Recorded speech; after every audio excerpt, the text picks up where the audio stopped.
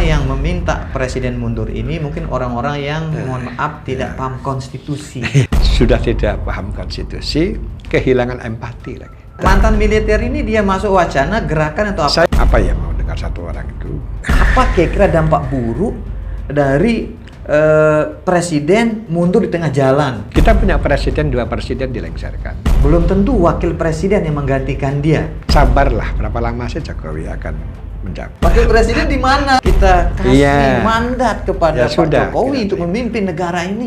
Ya wes sudahlah. Sebagai satu aspirasi dari beberapa anggota masyarakat, boleh saja. Tidak semua keputusan yang diambil Iya. pemerintah, lalu kita tidak senang, lalu minta mundur. Putusan untuk memakzulkan presiden itu keputusan politik. Mungkin ada unsur ketidaksenangan. Seorang presiden mundur itu sulit. Pak Jokowi bilang, ya udah, saya mundur. Menurunkan presiden di tengah jalan itu hampir-hampir mustahil. Mereka yang mengusulkan gagasan seperti itu tidak paham konstitusi. Presiden mundur, itu otomatis yang gantikan meminta presiden untuk mundur. Dia meminta kepada presiden untuk secara legowo mau mengundurkan diri.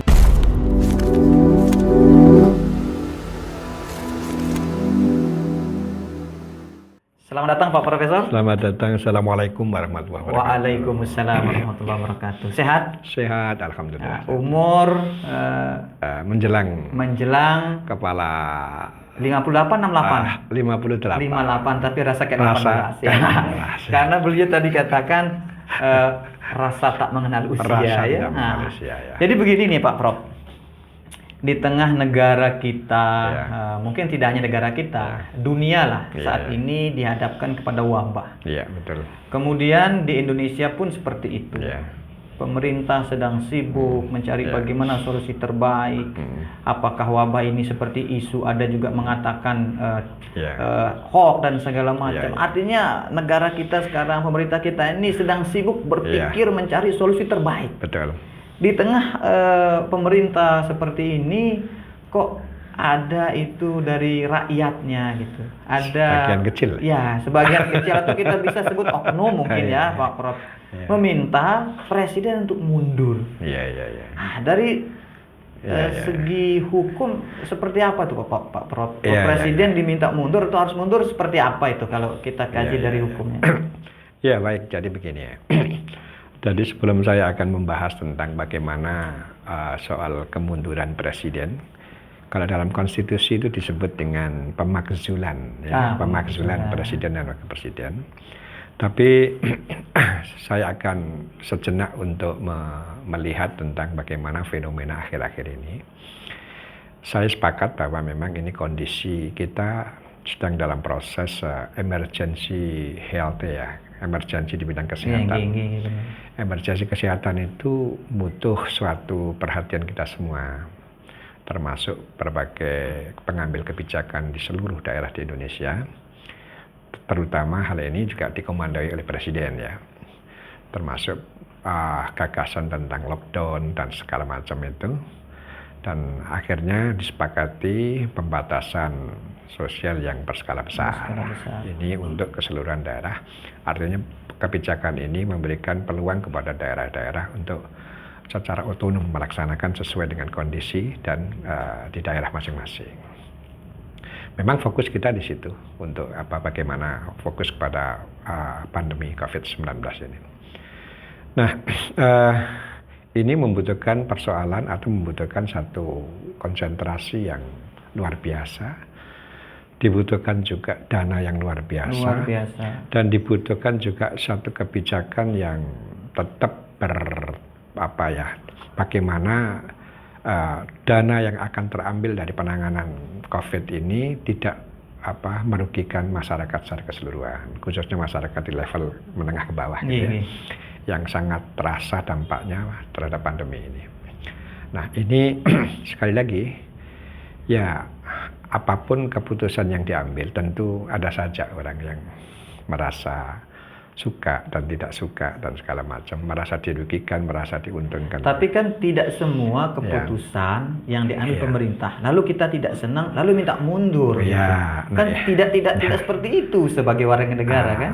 Sebagai satu, itu sebuah loncatan gagasan yang menurut saya tidak nyambung ya, tidak nyambung. atau paling tidak mereka yang mengusulkan gagasan seperti itu tidak paham konstitusi. Gitu, tidak paham konstitusi. Sebab yang bisa melengsarkan presiden itu hanya menurut pasal 7 Undang-Undang Dasar itu hanya 5. Termasuk pengkhianatan terhadap negara, penyuapan, kemudian ada tindak pelanggaran berat dan segala macam, sampai terakhir bahwa presiden dianggap tidak mampu lagi sehat jasmani maupun rohani untuk melaksanakan tugasnya. Hanya itu. Itu dari sisi hukum materialnya. Kemudian dari sisi hukum acara, hukum formilnya, maka mekanisme untuk penjatuhan presiden itu berat. Prosesnya berat. Artinya saya katakan berat itu, dia melibatkan sekurang-kurangnya 3 institusi. MPR, DPR, Mahkamah Konstitusi, dan seterusnya sampai kemudian itu. Prosesnya begitu panjang. Dan saya perlu sampaikan bahwa pelengseran presiden itu atau putusan yang akan dilakukan, putusan untuk memakzulkan presiden itu keputusan politik, bukan keputusan hukum. Walaupun dalam mekanismenya ada institusi Mahkamah Konstitusi. Nah, itu. Nah, jadi sekali lagi putusan pada akhir putusan pemakzulan presiden itu terakhir kalau menurut Undang-Undang Dasar itu adalah MPR. Jadi sekarang begini proses awalnya adalah ketika DPR ingin melihat ada alasan 5 alasan tadi, 5 alasan untuk melengsarkan itu, dia mengajukan kepada MPR dengan dukungan 2/3 jumlah anggota DPR yang ada dan segala macam. Itu aja sudah sulit. Karena belum lagi sekarang kita melihat partai presiden dengan koalisi besar dan segala macam, itu hampir-hampir tidak mungkin teratasi. Berbicara tentang konstitusi ini, Pak Prof.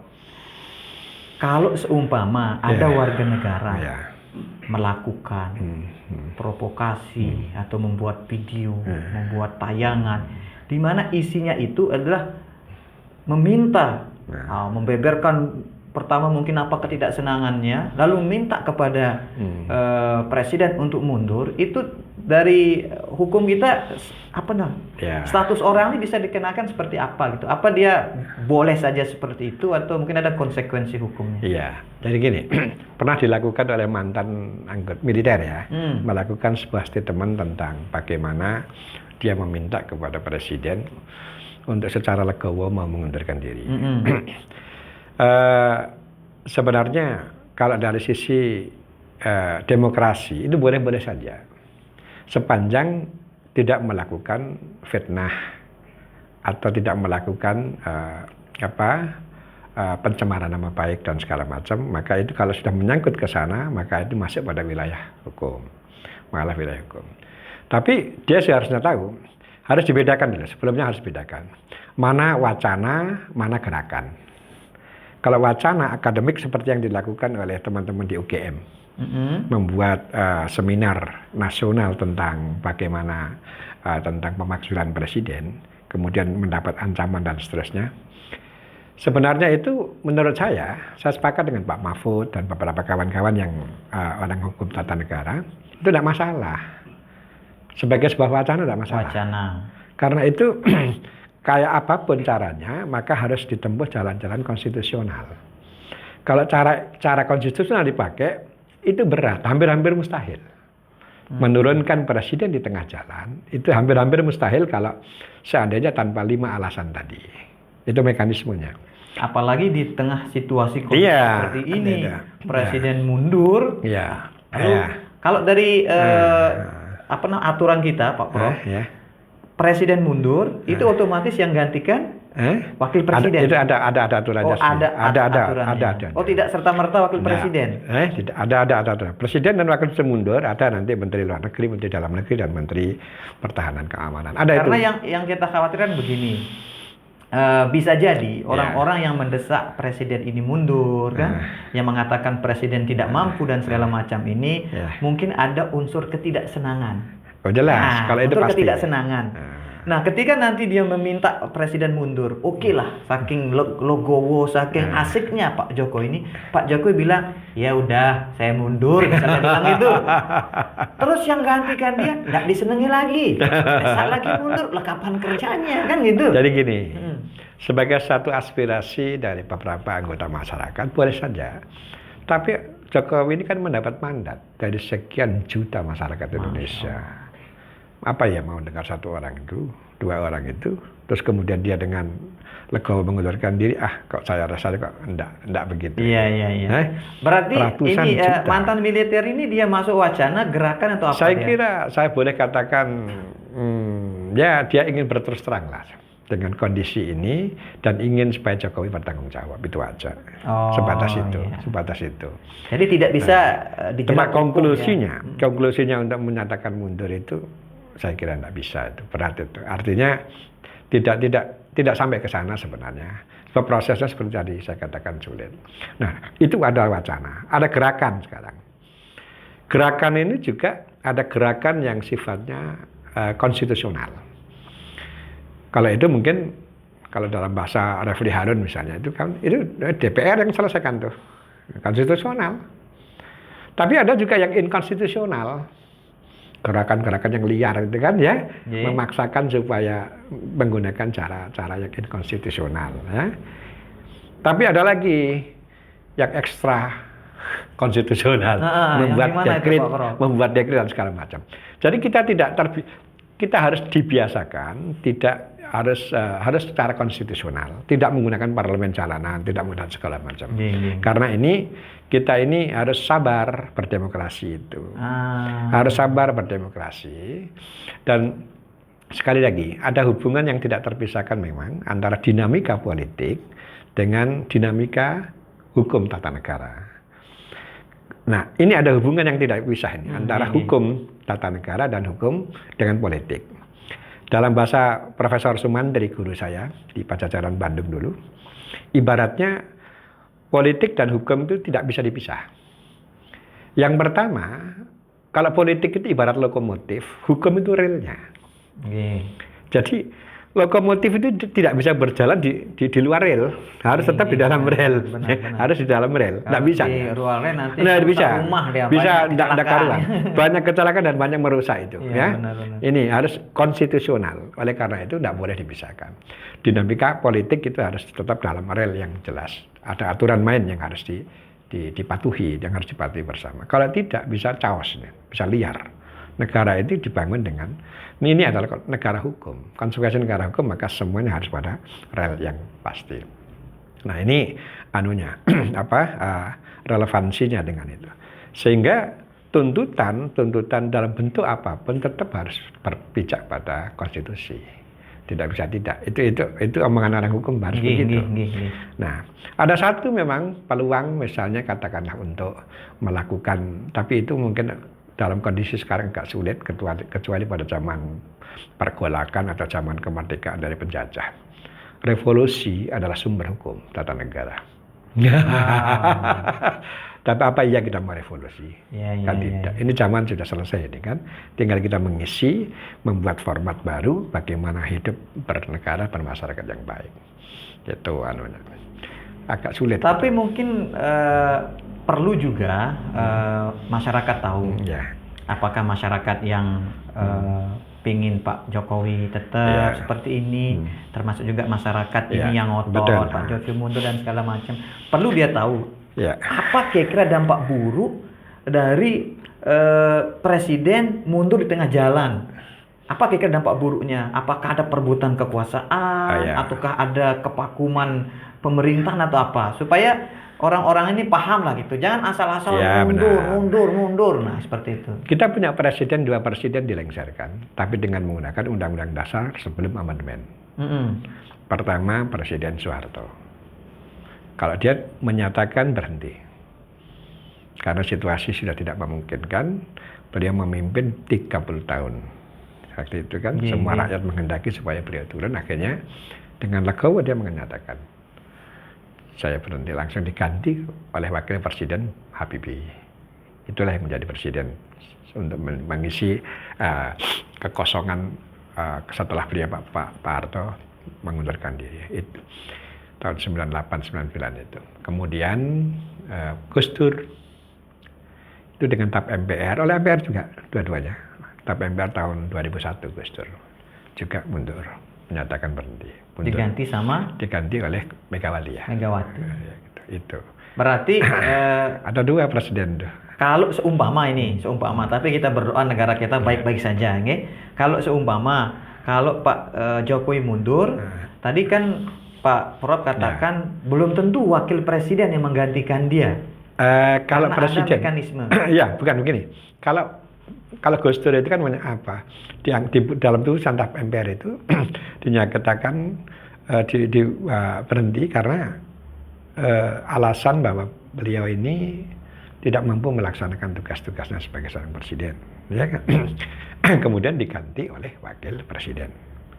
Kalau bahasanya Profesor Yusril, baik ketika zaman presiden maupun zaman Gus Dur, kalau dalam posisi seperti itu, walaupun wapresnya itu setan gundul, tetap saja dia bisa jadi presiden. Benar kan?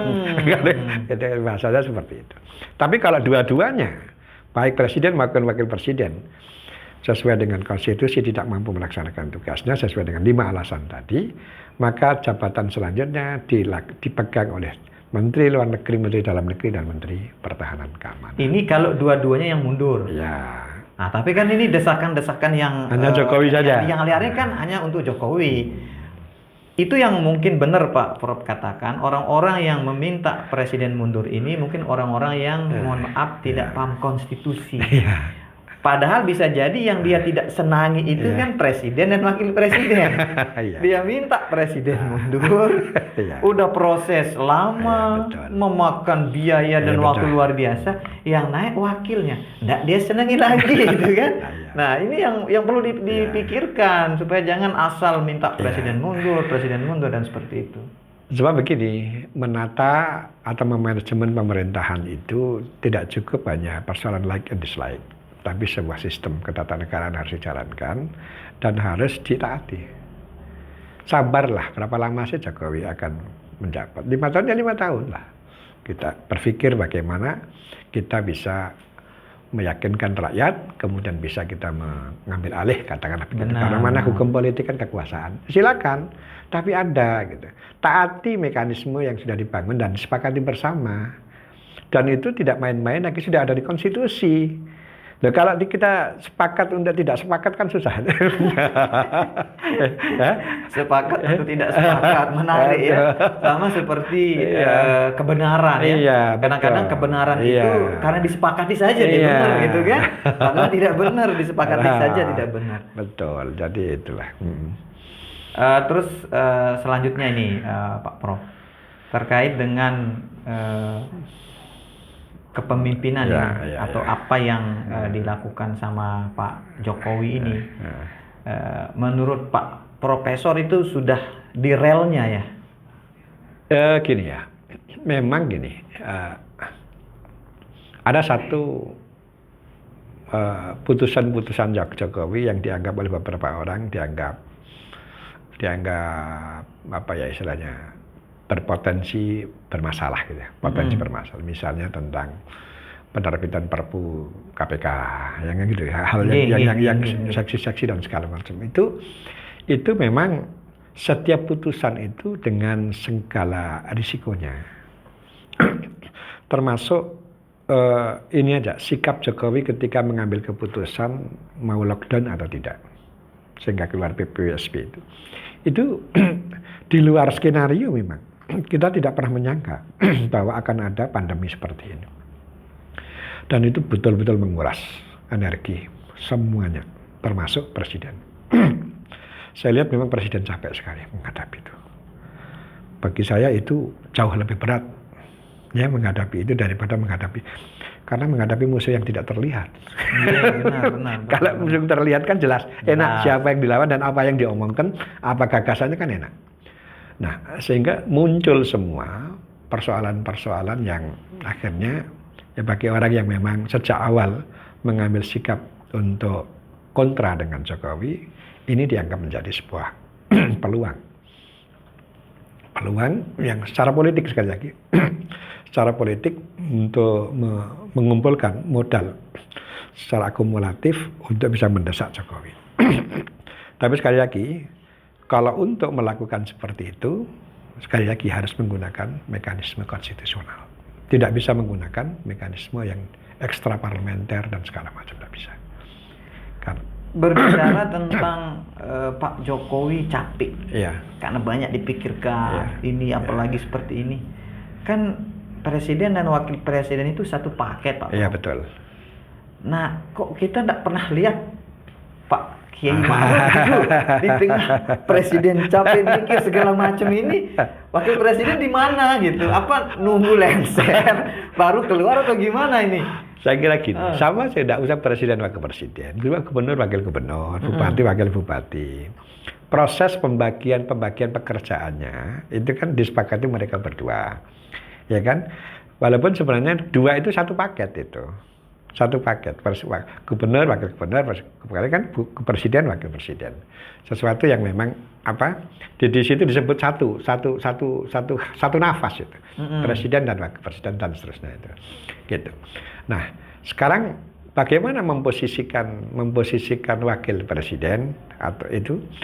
Nah, pertama tadi itu soal kesepakatan antara dua itu. Rasanya dulu pernah ada pembagian tugas antara presiden dan wakil presiden. Presiden nangani persoalan ini, wakil presiden nangani persoalan yang ini. Memang katakanlah seperti kalau kata orang sekarang itu agak susah untuk menjadi panserap gitu. Ya kan gitu ya. Padahal ini Pak Tuan Guru juga sempat mau menjadi wakil. benar. Tapi itu adalah kompromi saja, bisa disepakati. Dan kawan-kawan juga teman-teman seperti itu. Bahkan itu melahirkan banyak tesis dan disertasi. Dan melihat bagaimana kedudukan wakil wali kota, wakil bupati, wakil gubernur. Bahkan yang saya ingat disertasinya Pak Wakil dulu Bupati KLU Pak Najmun. Itu soal kedudukan wakil gubernur salah itu. Benar. Untuk disertasinya seperti itu. Jadi soal pembagian tugas dan itu internal mereka untuk membagi. Silakan bagi. Nah, soal siapa yang tampil dan siapa yang tidak, ya itu ya bukan persoalan hukum itu. Artinya kita serahkan kepada beliau berdua lah ya. Bagaimana lebih kalau baiknya, kita husnuzon ya. Dengan beliau ya anggaplah Pak Ma'ruf tukang doanya gitu. Berarti Pak Presiden ikhtiarnya Pak Ma'ruf doanya gitu ya. Begitu. Itu juga salah satu kerjasama yang baik juga itu.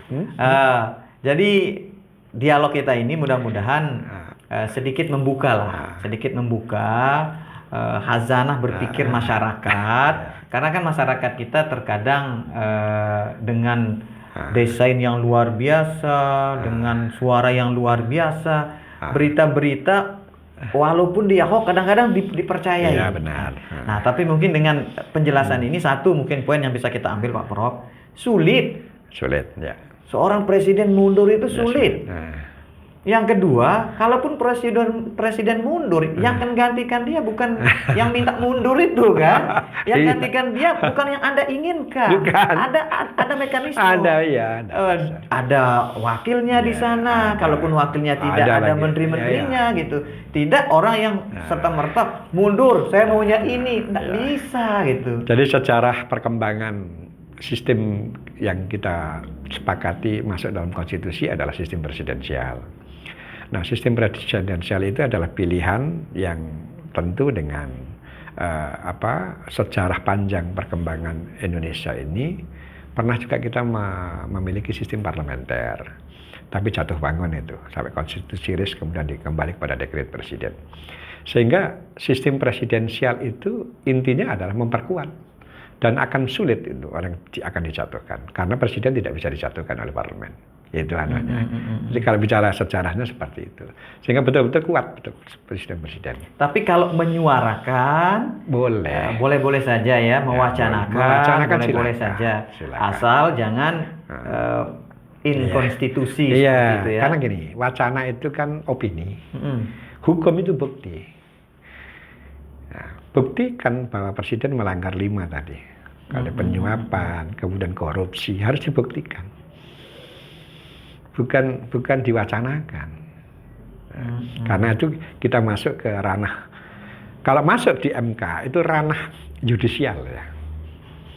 Jadi kan DPR mengajukan ke MPR, tapi sebelumnya kan ke Mahkamah Konstitusi untuk ngecek itu. Apakah benar presiden melakukan 5 alasan tadi, penyuapan dan segala macam itu, atau pelanggaran berat lainnya, ya, itu dibuktikan oleh MK.